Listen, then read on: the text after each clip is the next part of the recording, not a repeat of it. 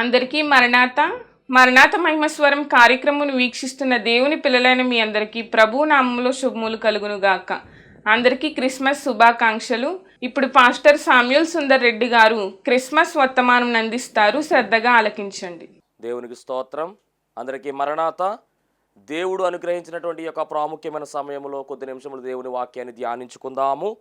పరిశుద్ధ వేద గ్రంథం నుండి వాక్య భాగాన్ని చదువుకుందాము. లూకాసు వార్త 2వ అధ్యాయము 10వ వచనం చదువుదాం. అయితే ఆ దూత భయపడకుడి, ఇదిగో ప్రజలందరికీ కలుగబోవు మహా సంతోషకరమైన సువర్తమానము నేను మీకు తెలియజేయుచున్నాను. మహాపరిశుద్ధుడా, మహిమగల దేవ, ప్రేమస్వరూపి, దయగల యేసు క్రీస్తు ప్రభువా, నీ ఘనమైన నామానికి వందనాలు, స్తోత్రాలు, స్తుతులు చెల్లించుకొనుచున్నాము. శ్రేష్టమైనటువంటి సమయాన్ని మాకు దానముగా ఇచ్చావు తండ్రి, మీకు వందనాలు నాయనా. ఇదిగో ఈ ప్రాముఖ్యమైన సమయంలో నీ బిడ్డలు నీ వాక్కు కొరకు ఎదురు చూస్తూ ఉన్నారు నాయనా. ఇదిగో మరి ఆశపడుతూ ఉన్నారు. ఆశపడే ప్రాణమును తృప్తిపరచువాడవు నీవే గనుక జీవము కలిగినటువంటి నీ మాటలను మాకు వినిపింప చేయమని ఆనందమాసములో ప్రభువా నాయన నీ యొక్క ఆనందకరమైన దీవెన ఆశీర్వాదాలు ప్రభువా ప్రతి ఒక్క బిడ్డకు దయచేయమని మాతో మాట్లాడమని యేసు నామములో అడుగుచున్నాము పరమ తండ్రి, ఆమేన్. దేవనామమున మీ ఎల్లరికూ శుభములు కలుగునుగాక, ఆమేన్. మరి దేవుని మహాకృపను బట్టి మరి ఆనంద మాసములో మనం అందరము కూడా ఉన్నాము. అనగా ఈ నెలంతా కూడా క్రిస్మస్ నెల, ఎక్కడ చూసినా క్రిస్మస్ సందడిగా జరుగుతూ ఉంది. మరి ఈరోజు కూడా అద్భుతమైనటువంటి క్రిస్మస్ వర్తమానాన్ని మనము విందాము. మరి దేవుని యొక్క మహాకృపను బట్టి చదవబడినటువంటి లేఖన భాగాన్ని మనం పరిశీలన చేసినట్లయితే మరి ఒక పర్యాయం చదువుకుందాం. లూకాసు వార్త 2వ అధ్యాయము 10వ వచనము. అయితే ఆ దూత భయపడకుడి, ఇదిగో ప్రజలందరికీ కలుగబోవు మహా సంతోషకరమైన సువర్తమానము నేను మీకు తెలియజేయుచున్నాను. సువర్తమానము, ప్రజలందరికీ కలగబోయేటటువంటి సంతోషకరమైన సువర్తమానము తెలియచేస్తున్నానని ఇక్కడ చెబుతూ ఉన్నారు. మహా సంతోషకరమైన సువర్తమానము అనేటటువంటి మాట మనం చూస్తూ ఉన్నాం. అసలు ఈ మాట ఎవరికి చెబుతున్నారు? ఈ 10వ వచనాన్ని మనం పరిశీలన చేస్తే ఎవరికి చెబుతూ ఉన్నారు అని మనం చూసినట్లయితే కనుక దూత అనగా గాబ్రియేలు దేవదూత చెబుతున్నటువంటి వర్తమానం ఇది. ఏ వర్తమానము అంటే కనుక సువర్తమానము లేదా శుభవార్త అనేటటువంటి విషయాన్ని మనం గమనించాలి. ఎవరు చెబుతున్నారు అంటే దేవదూత చెబుతూ ఉంది. ఎవరికి చెబుతూ ఉంది అంటే కనుక గొర్రెల కాపరులకు చెబుతూ ఉన్నట్టుగా మనం చూస్తూ ఉన్నాము. ఎంతమంది గొర్రెల కాపరులు అంటే అక్కడ చెప్పలేదు, కానీ కొందరు గొర్రెల కాపరులు అక్కడ ఉన్నట్టుగా వారి దగ్గరకు ఈ దేవదూత వెళ్ళి ఈ వర్తమానము, ఏ వర్తమానము అంటే కనుక సువర్తమానము లేదా శుభవార్తతో కూడినటువంటి వర్తమానమును తెలియచేసినట్టుగా మనం చూస్తూ ఉన్నాము. అసలు ఈ చరిత్ర అంతా కూడా మనం గమనించగలిగితే కనుక లూకాసు వార్త 2వ అధ్యాయము 8 నుంచి 14 వచనాలు మనము చదివినట్లయితే మనకు చాలా విషయాలు అర్థమవుతాయి. ఒకసారి చూద్దాం. లూకాసు వార్త 2వ అధ్యాయము 8 నుంచి 14 వచనాలు. ఆ దేశములో కొందరు గొర్రెల కాపరులు పొలములో ఉండి రాత్రివేళ తమ మందను కాచుకొనుచుండగా ప్రభుదూత వారి యొద్దకు వచ్చి నిలిచెను. ప్రభు మహిమ వారి చుట్టూ ప్రకాశించినందున వారు మిక్కిలి భయపడిరి. అది అంటే యేసుక్రీస్తు ప్రభువారు పుట్టినటువంటి వార్తను గురించి ఇక్కడ దేవదూత గొర్రెల కాపరులకు చెప్తున్నట్టుగా ఆ తర్వాత వచనాల్లో మనం చూడొచ్చు. మనం ఇందాక చదువుకున్న వచనం కావచ్చు. ఆ సంతోషకరమైన సువర్తమానం ఏమిటి అంటే 11వ వచనం చదువుదాం ఒకసారి. 11వ వచనం.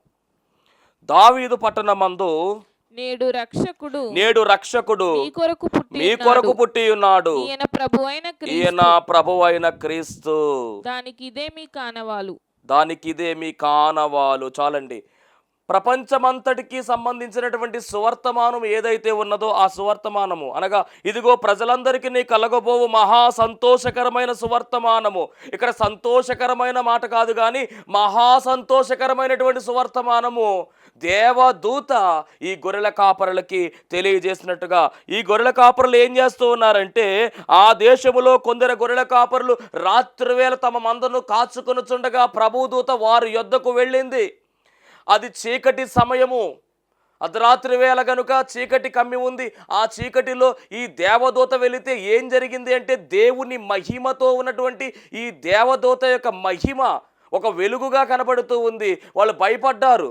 చీకట్లో ఉన్న వారి వైపు మన టార్చ్ లైట్ వేస్తే వాళ్ళు ఏ విధంగా భయపడతారో ఆ విధంగానే ఇది మహా వెలుగు కనుక వాళ్ళు భయపడ్డారు. అప్పుడు ఈ దూత అంటుంది కదా, భయపడకుడి, ఇదిగో ప్రజలందరికీ కలుగబోవు మహా సంతోషకరమైన సువర్తమానము. అంటే కొందరు గొర్రెల కాపర్లు అక్కడ మంద కాస్తూ ఉంటే ప్రజలందరికీ కలుగబోయేటటువంటి సంతోషకరమైన సువర్తమానము ఇక్కడ మరి ఈ దేవదూత ఈ గొర్రెల కాపర్లకు చెప్తున్నట్టుగా మనం చూస్తూ ఉన్నాము. ఇక్కడ మనం గమనించవలసిన మాట ఏమిటంటే, అద్భుతమైనటువంటి విషయం ఏమిటంటే, గొర్రెల కాపరులకే ఎందుకు మొట్టమొదటిగా సువర్తమానము చెప్పబడింది?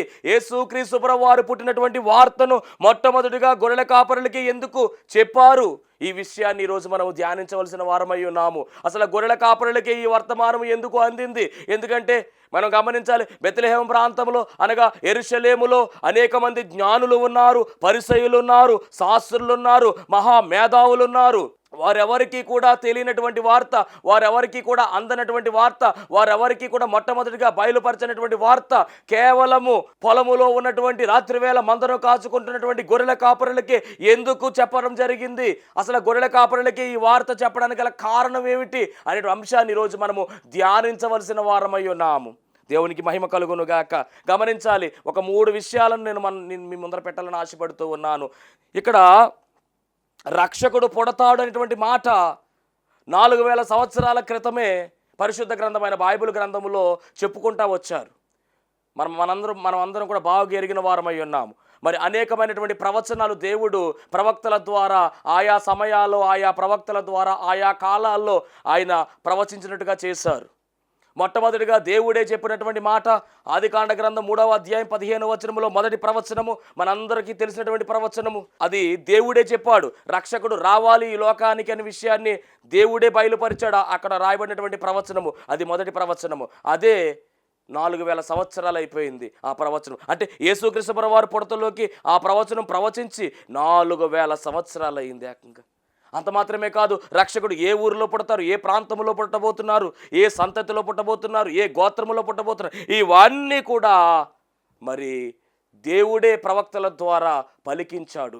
అనగా రక్షకుడు పుడతాడు అనేటటువంటి విషయాన్ని ప్రవక్తల ద్వారా దేవుడు బయలుపరిచాడు, ప్రవక్తలకు దేవుడు బయలుపరిచాడు. రెండవదిగా మనం గమనిస్తే రక్షకుడు ఇక పుట్టేస్తాడు అని మరియమ్మకు అలాగే యోసేపు గారికి దేవుడు బయలుపరిచాడు. ప్రవక్తలకేమో రక్షకుడు పుడతాడు అని ప్రవక్తలకు బయలుపరిస్తే ఆ ప్రవక్తలు ప్రవచించారు. రెండవదిగా రక్షకుడు ఇక పుట్టేస్తాడు అని మరియమ్మ అలాగే యోసేపు గారికి చెప్పారు. ఇది రెండవది. ఇక మూడవదిగా ఏమిటంటే రక్షకుడు పుట్టేశాడు అనేటువంటి వార్త ఈ గొర్రెల కాపరులకు అందించడము. నిజంగా ఈ అంశాన్ని మనం చాలా జాగ్రత్తగా గమనించాలి. అద్భుతమైనటువంటి మాట. గొర్రెల కాపరులకి రక్షకుడు పుట్టడాన్ని గాబ్రియేలు తెలియచేయడం ఏంటి అసలు? ఈ విషయాన్ని మనము ధ్యానించవలసిన వారమై ఉన్నాము. మరి పరిశుద్ధ గ్రంథములో ఈ గొర్రెల కాపరులు అక్కడ ఎందుకు ఉన్నారు? రాత్రివేళ బెత్లెహేము ప్రాంతంలో ఎందుకు మందను కాస్తూ ఉన్నారు? ఈ విషయాన్ని మనము ధ్యానించాలి. అంతకన్నా ముఖ్యంగా ఈ గొర్రెల కాపరుల గురించినటువంటి చరిత్ర ఆదికాండం 46వ అధ్యాయం 33లో ఒక వచనాన్ని నేను మీకు చూపిస్తూ ఉన్నాను. గొర్రెల కాపరుల గురించి ఐగుప్తీయులు ఏ విధంగా మాట్లాడుతున్నారు? ఆదికాండం 46:33. గొర్రెల కాపరి అయిన ప్రతివాడు ఐగుప్తీయులకు హేయుడు గనుక ఫరో మిమ్మును పిలిపించి. గొర్రెల కాపరి అయిన ప్రతివాడు ఐగుప్తీయులకు హేయుడు అంటే ఈ గొర్రెల కాపరులు ఎలా ఉన్నారు అంటే గనక తృణీకరింపబడిన వారుగా ఉన్నారు. అనగా హేయులుగా ఉన్నారు. ఐగుప్తు అనేటటువంటి మాట లేదా ఐగుప్తు అనేటువంటి దేశాన్ని మనము తీసుకున్నట్లయితే దాన్ని పరిశుద్ధ గ్రంథం ఆధారంగా మనం గమనించినట్లయితే పెద్దలంటి వారు చెప్పిన మాట ఏమిటంటే ఐగుప్తు అంటే అది లోకానికి సాదృశ్యంగా చెప్పబడుతూ ఉంది. అంటే ఐగుప్తు అనగా లోకము. ఈ లోకము ఈ గొర్రెల కాపరులను ఎలా చూస్తుంది అంటే గనక హేయములైనటువంటి వారుగా. గొర్రెల కాపరి ఎలా ఉన్నాడు అంటే హేయుడుగా కనబడుతూ ఉన్నాడు, అనగా నీచుడుగా కనబడుతూ ఉన్నాడు. ఇంకొక మాట చెప్పాలంటే తృణీకరింపబడిన వాడుగా కనబడుతూ ఉన్నాడు. గొర్రెల కాపరులు అనగానే తృణీకరింపబడినటువంటి వారుగా కనబడుతూ ఉన్నారు. అందుకనే తృణీకరింపబడినటువంటి వారుగా, ఈ సమాజం దృష్టిలో తృణీకరింపబడిన వారుగా ఉన్నప్పటికీ కూడా దేవునికి గొప్పవారుగా ఉన్నారు ఈ గొర్రెల కాపరులు. అందుకనే ప్రపంచంలో జ్ఞానులు ఉన్నప్పటికీ, మహా మేధావులు ఉన్నప్పటికీ, యేసుక్రీస్తు ప్రభువు వారు పుట్టినటువంటి ఆ రక్షణ వార్త ఏదైతే ఉన్నదో ఆ వార్త అజ్ఞానులుగా ఉన్నటువంటి ఈ గొర్రెల కాపరులకి, హేయులుగా ఉన్నటువంటి ఈ గొర్రెల కాపరులకు, తృణీకరింపబడిన వారుగా ఉన్నటువంటి ఈ గొర్రెల కాపరులకు దేవుడు తెలపమని చెప్పాడు. అందుకని దేవదూత వచ్చి ఈ గొర్రెల కాపరులకు చెప్పడం జరిగింది. అందరికీ చెప్పిందా అంటే కాదు. అక్కడ ఆ సమయంలో ఎవరైతే పని చేస్తున్నారో, ఆ రాత్రి వేళ మందను ఎవరైతే కాస్తూ ఉన్నారో ఆ గొర్రెల కాపరులకే ఈ మొట్టమొదటి సువర్తమానము అందినట్టుగా మనం చూస్తూ ఉన్నాం. దేవునికి మహిమ కలుగును గాక. అవును, ఈ సమాజంలో మనం గమనించినట్లయితే చాలామంది తృణీకరింపబడిన వారుగా ఉండవచ్చు, చాలామంది హేయులుగా ఉండవచ్చు, నీచులుగా కనపడవచ్చు. కానీ ఇదిగో వాక్యం వింటున్నటువంటి దేవుని జనాంగమా గమనించాలి. మీరు ఇతరులకు నీచులుగా ఉన్నారేమో, హేయముగా ఉన్నారేమో, చిన్న చూపు చూడబడుతున్నారేమో, కానీ దేవుడు మిమ్మల్ని కోరుకుంటూ ఉన్నాడు. వారి చిన్న చూపు చూసినప్పటికీ, వారి దృష్టిలో మీరు తృణీకరింపబడిన వారుగా ఉన్నప్పటికీ దేవుడు మిమ్మల్ని హెచ్చించబోతూ ఉన్నాడు. ఎవరికి మీరు అవసరం ఉన్నా లేకపోయినా దేవునికి మీరు కావలసిన వారై ఉన్నారు. అందుకనే దేవుడు విడిచిపెట్టలేదండి. ఈ గొర్రెల కాపరులకి సువర్తమానం పంపించడానికి దేవుడు ఇష్టపడ్డాడు. చక్కగా రాత్రి వేళ వీళ్ళ పని చేస్తూ ఉన్నారు. రాత్రి వేళ మంద కాస్తూ ఉంటే వారి దగ్గరికి వెళ్ళి సువర్తమానము తెలియజేస్తే చక్కగా వారు ప్రయాణమయ్యి మరి దేవదూత ఏం చెప్పిందో అవన్నీ కూడా మరి వారు జ్ఞాపకం చేసుకుని వెంటనే అక్కడి నుంచి యేసుక్రీస్తు ప్రభువు వారిని దర్శించడానికి వెళ్ళినట్టుగా మనం చూస్తూ ఉన్నాము. చక్కని జ్ఞానవాళ్ళు కూడా చెప్పినట్టుగా మరి పరిశుద్ధ గ్రంథమైన బైబిల్ గ్రంథాన్ని మనం చూస్తూ ఉన్నాం. దేవునికి మహిమ కలుగును గాక.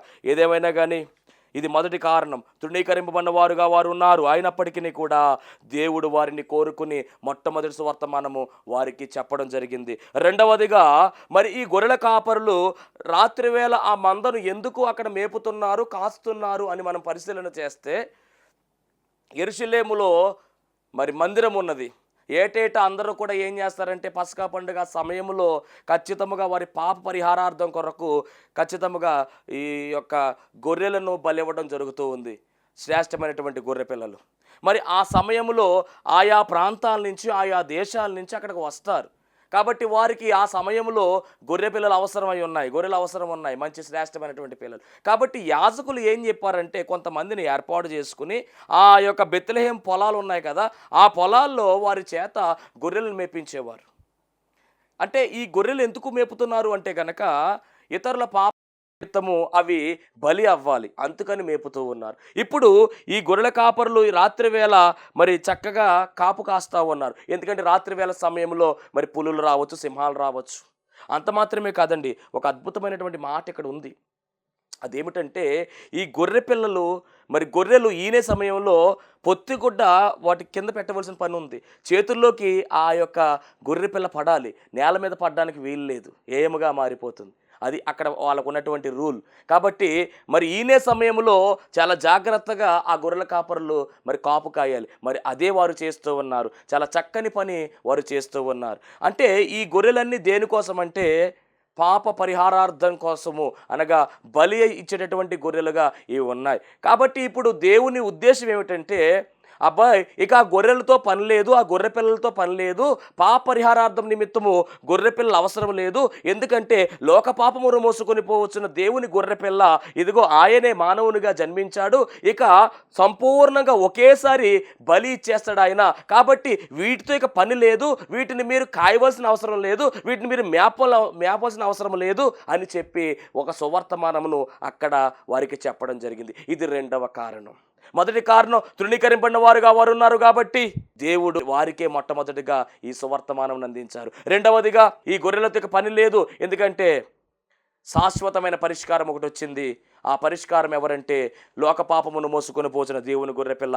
ఆయన పూర్తిగా మరి ఈ పాపాన్ని అంతటి తొలగించేస్తాడు అని చెప్పేసి మరి ఆ విషయాన్ని చెప్పడానికి కూడా మరి వీరికి మొట్టమొదటిగా ఈ యొక్క వార్తను అందించినట్టుగా మనం గమనించవలసిన వారమై ఉన్నాము. ఇక మూడవదిగా మనం గమనించినట్లయితే కనుక గొర్రెపిల్ల పుట్టిన వెంటనే ఎవరు మొదట చూస్తారంటే గొర్రెల కాపరులే చూస్తారు. కాబట్టి మరి అక్కడ పుట్టినటువంటి గొర్రెపిల్ల యేసుక్రీస్తు ప్రభువారు ఎలా ఉన్నారంటే మరి బాప్తిస్మిచ్చి యోహాను చెప్తున్నారు కదా, లోక పాపమును మోసుకొని పోవచ్చున దేవుని గొర్రెపిల్ల అని చెబుతున్నారు. కాబట్టి ఆ గొర్రెపిల్లను కూడా చూడవలసింది ఎవరంటే మొట్టమొదటిగా చూడవలసింది ఎవరంటే గొర్రెల కాపరులే. కాబట్టి మరి వారికే ఈ వార్త అందించినట్టుగా మనం గమనించాలి. ఈ మూడు విషయాలను బట్టి మనము చూసినట్లయితే గొర్రెల కాపరులకు ఈ వార్త చేరింది. అందుకనే దేవదూత పనిగట్టుకుని వచ్చింది. ఎక్కడ దాకా వచ్చింది అంటే కనుక పొలములో వారు రాత్రి వేళ మందను కాచుకుంటుంటే అక్కడ దాకా వచ్చింది. ఈ సువర్తమానం చెప్పింది.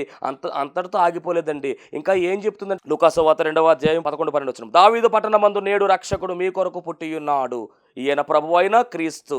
దానికి ఇదే మీ కానవాలు.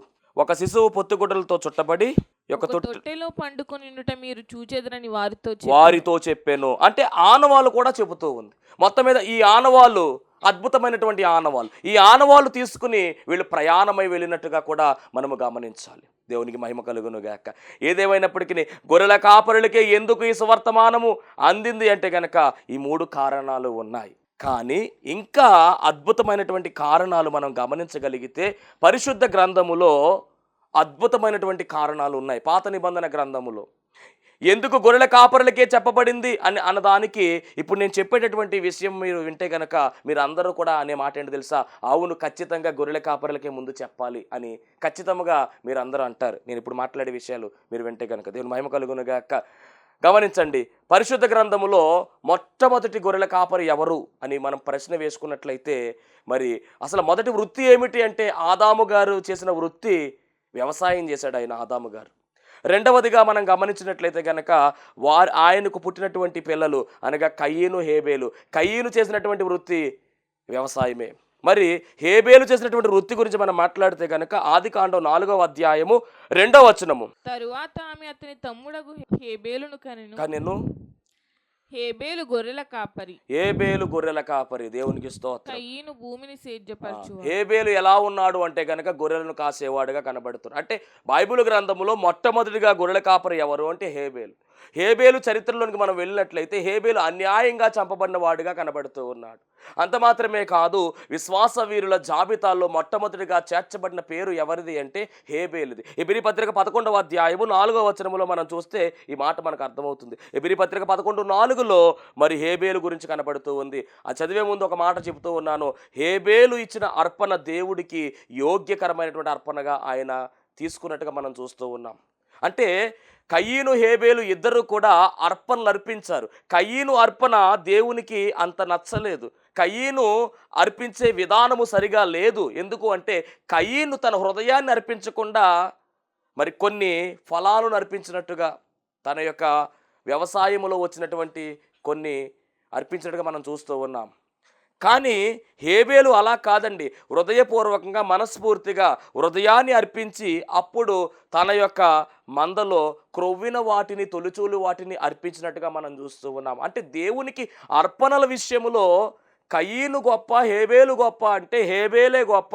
గమనించండి, దేవునికి ఏదైనా మనం అర్పణ చేస్తూ ఉంటే శ్రేష్టమైనది అర్పించాలి.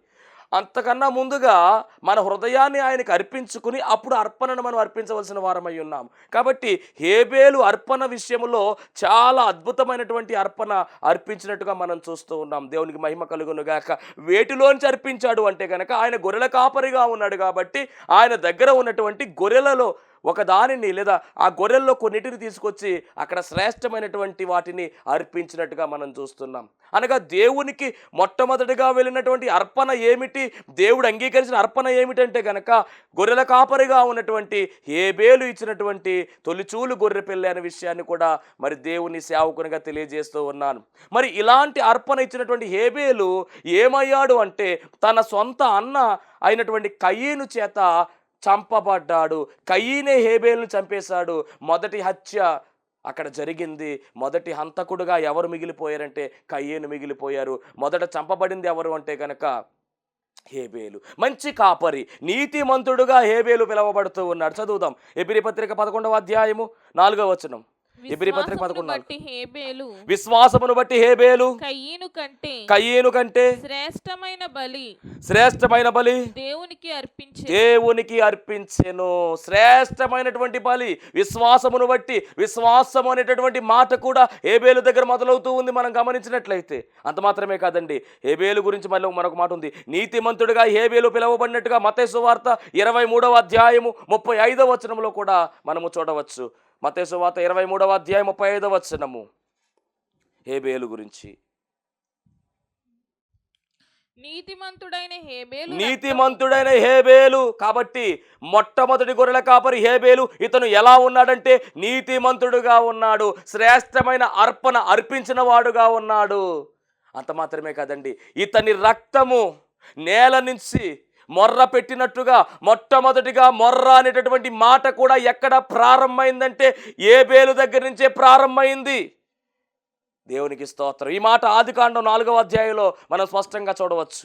ఆదికాండం 4వ అధ్యాయంలో ఈ మాట మనం చూడవచ్చు.